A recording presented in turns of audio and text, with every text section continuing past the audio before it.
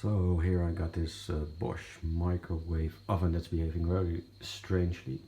Now everything's good, light's still on, power is on here, but as soon as I open the oven, short circuit, everything's off.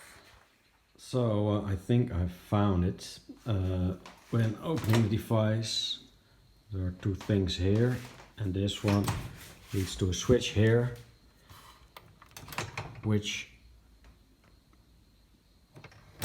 stopped functioning. And on the other side, there's these switches as well. They still work. So apparently, because of course, it's an electrical device which is dangerous. Don't open it if you're not yet knowing what you're doing.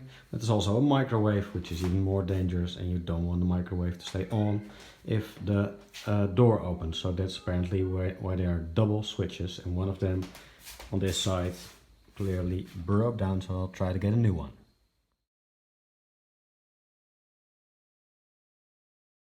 So that fixed it. You can now turn it on, for example, open the door, close the door, no problem, and just use the microwave, for example. So that's it. It's a fix with the switch.